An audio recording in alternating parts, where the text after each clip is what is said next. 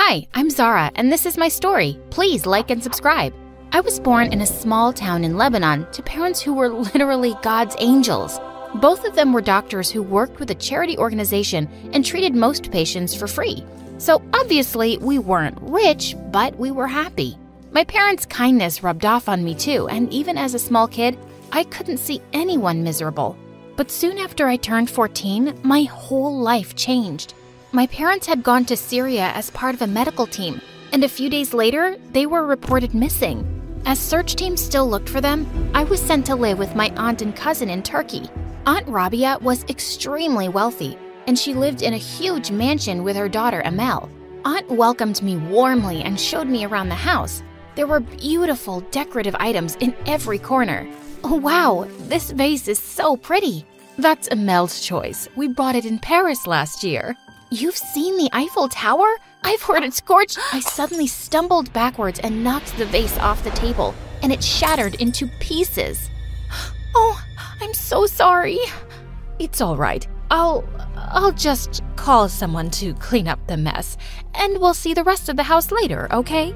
Gosh, why was I so clumsy? At dinner, I tried to be extra careful not to drop anything, and Aunt noticed my nervousness. Are you still thinking about those vases? Don't worry about it. But just in case Amel says something, don't take it too seriously, okay? What do you mean? Well, her heart's in the right place, but she just has, a different way of expressing her feelings. Just know that we're both very happy to have you here. I wasn't quite sure what Aunt meant, and I was quite curious to meet this mysterious Amel now. Aunt had to leave when she had an important call during dinner, and as I cleared up the plates, a group of laughing girls barged in. One of them spotted me and said, "Hey, you, go get something to drink for me and my friends." This girl must be Amel. "Hi, I'm Zara, and I didn't ask for your name, did I? Just go get me a Coke and an iced tea and a coffee. You know where the kitchen is, right?" I nodded and returned soon with the girls' drinks, and no one even said thank you, which felt odd to me. Just then, one of Amel's friends accidentally knocked over her glass, spilling her drink on the table. Amel snapped her fingers at me, and I wiped up the mess and left. Later, as I was watching TV in the lounge, Amel walked in alone, and she suddenly looked livid. "I know you're new, but are you crazy? You're a maid here, not a guest." "Actually, I'm not the maid. I'm your cousin, Zara." Amel looked taken aback. "So why were you acting like a maid before?" "I wasn't. You just asked me for something, so I did it." "But why? Are you some kind of moron who just does everything she's told?" "No, but you're my cousin, and I didn't mind helping you out." She just stared at my face, then started laughing and walked off. One day, Aunt was telling me about how she'd started her skincare company alone, and now it was $1 million business. I was really impressed. "I want to take my brand global, and I'm looking for someone to model the new range." "But you're so gorgeous yourself, Aunt. You should be the face of your products." Jeez. "Yeah, she's letting you stay in her home, but there's no need to be such a suck-up." "No, I'm serious. Aunt is stunning, and you take after her, you know." As if. I guess Mom hasn't told you her little secret yet. And suddenly, she leapt forward and grabbed Aunt's hair. I thought she was gonna hurt her, but then Aunt Rabia's hair came off. It was a wig, and she was completely bald. Aunt looked really embarrassed, and I was shocked beyond words. But Amel just laughed and walked off singing, "Mom is a baldy, Mom is a baldy." Aunt quickly tried to put her wig back on, but I stopped her. Amel shouldn't have done that. "But Aunt, you're stunning even without your wig." "Oh, Zara, you don't have to say that. I lost all my hair due to alopecia a year ago, and I know I look like a freak." "No, you don't. You look strong and beautiful, like a superhero straight out of a Marvel movie. It really suits you." "You really think so?" "Absolutely." I started school soon, and I felt a little out of place, but I decided I'd just focus on my studies. One day, I was having lunch outside in the schoolyard when a football came flying out of nowhere and hit a young boy playing close to me, knocking him down. I immediately helped him to his feet, then took him to the bathroom and got him cleaned up. Are you feeling okay? Yeah, I'm fine. But wait, my iPod! I can't find it. It must have fallen down somewhere. Don't worry, I'll help you look. We both went back to look for it, but when I found it, it was completely smashed, like someone had stepped on it. The boy was about to burst into tears, and I quickly said, "Hey, don't cry. Okay, how about I give you mine?" Really? Is your mom gonna be okay with that? Yeah, I'm pretty sure my mom won't mind. There, it's all yours. Thank you so much. You're awesome. Suddenly, someone behind me spoke. Wow, awesome indeed.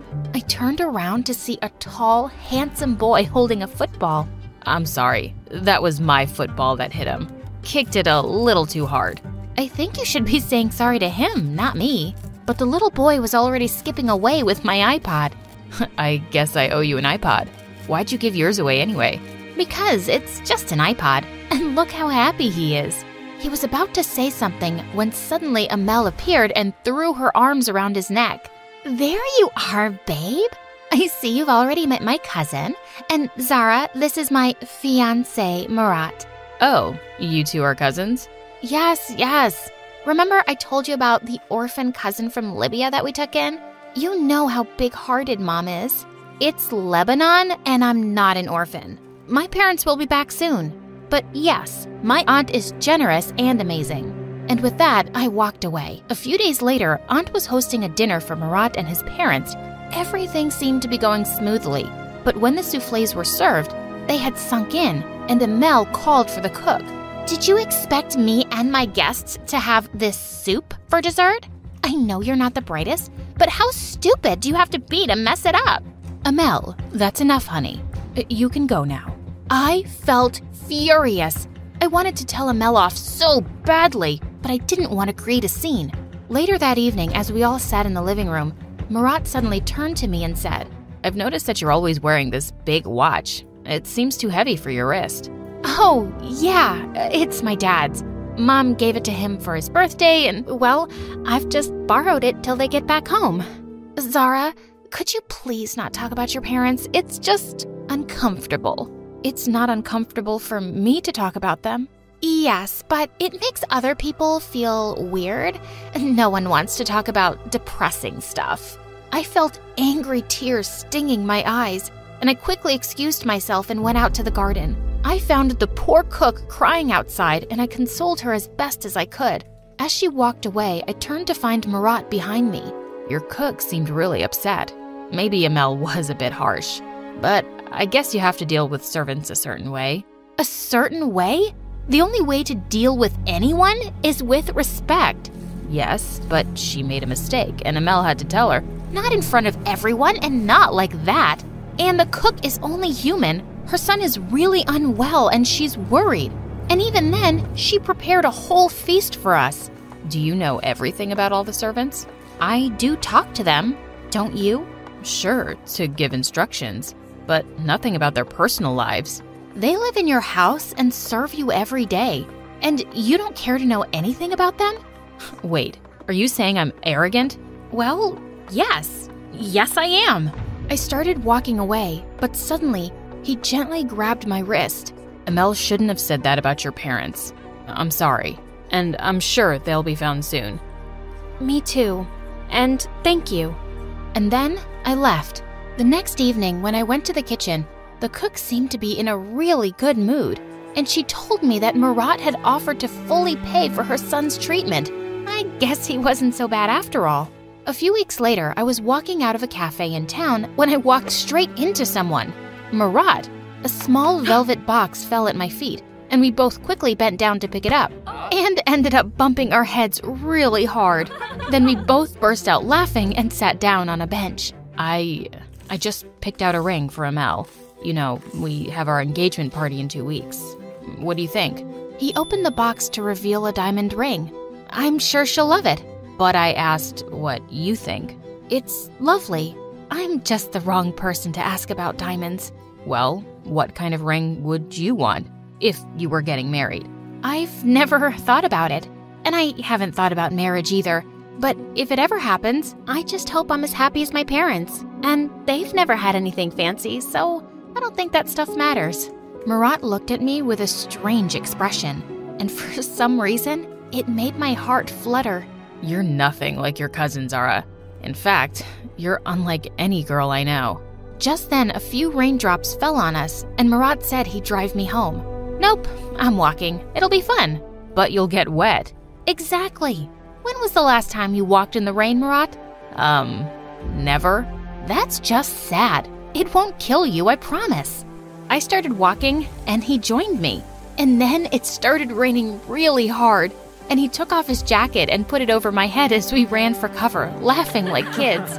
When it slowed down a bit, Murat walked me home, and I asked him if he'd like to come in and see Amel. No, I should be heading home. But thank you, Zara. I haven't laughed this much in ages. You're something else. He smiled, and my heart was fluttering again. I went in, trying to push away that stupid feeling. But just as I was about to walk into my room, someone pushed me hard. It was Amel. What were you doing with Murat, you witch? Hey, can you calm down? We just bumped into each other and he walked me home. Wait a second. Is that Murat's jacket you're wearing? Suddenly, I realized that he draped it around my shoulders and I'd forgotten to return it. Look, it started raining and he was just being nice. Listen to me loud and clear, Zara. He's my fiancé and I don't want you hanging out with him. I didn't plan it, Amel. I'll just stay away from him. You don't need to feel so insecure. Suddenly she pounced at me and snatched the jacket away. Why would you make me feel insecure? You're just a poor orphan living on our charity. Someone like him would never even think about someone like you. And neither would I. But if you call me a poor orphan one more time, Amel, I might just punch your face. And with that, I pushed her out of my room and slammed the door shut. I was getting sick of her. After that, I completely avoided Murat in school or any time he visited Amel at home. He was her fiancé, and it was best for me to stay away from him. The engagement party was being hosted by Aunt, and the whole house was buzzing with excitement. But just as they were about to exchange rings, Murat suddenly stopped and looked up at her. Amel, I can't do this. I can't get engaged to you. What? What do you mean? I'm really sorry. I tried, but I just can't convince myself to go through with this. It isn't fair to us both. What are you talking about, Murat? I'm in love with someone else, and it's not you. I'm sorry. Murat left the room and everyone just stood there, speechless with shock. Amel burst into tears and ran off to her room. What had just happened?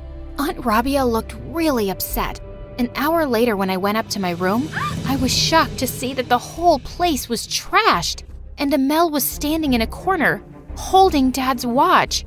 Amel, have you lost your mind? And what are you doing with my watch? I was waiting for you to come so I could show you.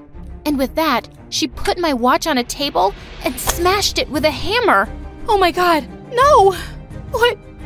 What did you do? That was my dad's. How could you? Well, I don't think he's coming back for it. And suddenly, I snapped. I leapt forward and grabbed her hair, and we broke into a huge fight. Moments later, Aunt walked in and pulled us apart. What's gotten into you two? She stole my fiancé. She's a snake, Mom. I don't know what you're talking about, you psycho. Aunt took Amel away, and I climbed into my bed and cried for what seemed like hours. The next day, Aunt came into my room with a really serious face. Zara, I'm sending you away to live with my cousin in another city, and you'll be attending school there. I'll pay for everything, of course. I stared at her face, feeling a bit heartbroken. I loved my aunt, and I didn't want to be away from her. I wish you would believe me that this isn't my fault, Aunt Rabia. I do believe you, but I have to take care of my daughter, and I don't think it's a good idea for you two to be around each other. I hope you'll understand. I left to stay with Aunt's cousin the next day. I missed her a lot, but her cousin was kind too, and I soon settled into my new school and tried to forget about my life before. But I never gave up hope that my parents would be found one day. I worked hard for a scholarship and got into a good university. One day, as I was walking out of university, A gust of wind suddenly blew some papers out of my hand, and as I ran after them, I tripped and was about to fall face forward when someone caught me. I got you. And your papers, too. I looked up in complete shock. It was Murat. What are you doing here? Obviously looking for you. But why, Murat? You don't know how difficult you made things for me. I know, and I'm really sorry. When I found out you left, I knew there was no use coming after you, because you'd never make your aunt or Amel unhappy. And I went away myself, trying to forget you, but I just couldn't. You somehow changed me, Zara. I don't want to just settle for something ordinary anymore. I want to be with someone who makes me happy, who makes me better. I'm in love with you. Maybe since the first time I met you. It was the sweetest thing I'd ever heard, and my eyes welled up. I never really stopped thinking about you either, Murat.